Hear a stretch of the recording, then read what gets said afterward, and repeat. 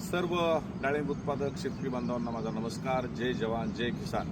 आज दिनांक 23 ऑगस्ट 2026 वार रविवार. केडी चौधरी डाळिंब यार्डच्या वतीनं मी तमाम माझ्या सर्व शेतकरी बांधवांना सांगू इच्छितो की बऱ्यापैकी रेट वाढीचा जो वेग आहे ते 16 तारखेपासून पुढे गेला आणि 1-2 दिवस पुन्हा बाजार खाली वर झाले.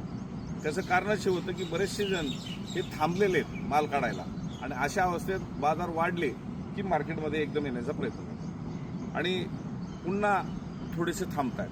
अशा लपंडावामध्ये आपण जरी चाललो असेल तरी आज पुन्हा मार्केट वाढलं. आज जवळजवळ 4-5 रुपयाचा ॲव्हरेज हा मार्केटमध्ये ॲव्हरेजली मला वाढलेला दिसला.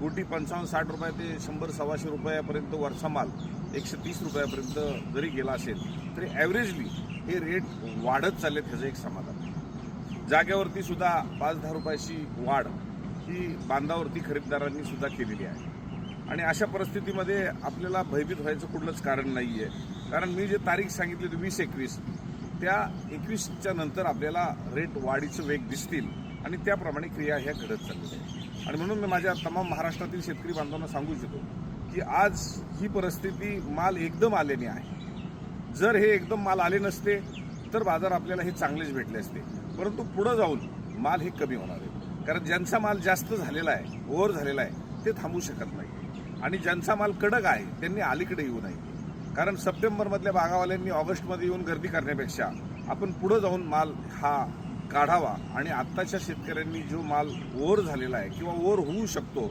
अशा मालाला थांबू नये हे मी सर्व शेतकरी बांधवांना सांगू इच्छितो.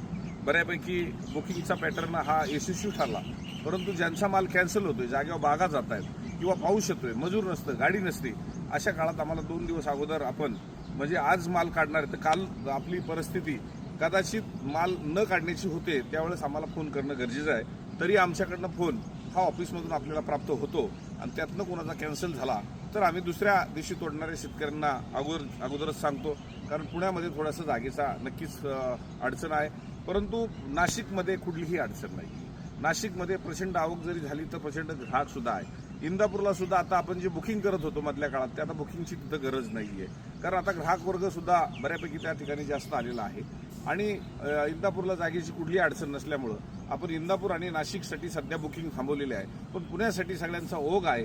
त्यांना मी नम्र विनंती करेन की आपण माल विरळून काढा, बुकिंग करून काढा आणि बाजार वाढीचा वेग हा थोडा असतो, पडताना एकदम पडतो तर बाजार हे वाढणार आणि वाढत चाललेत एवढंच कळकळीचं आवाहन माझ्या सर्व शेतकरी बांधवांना करू इच्छितो. धन्यवाद.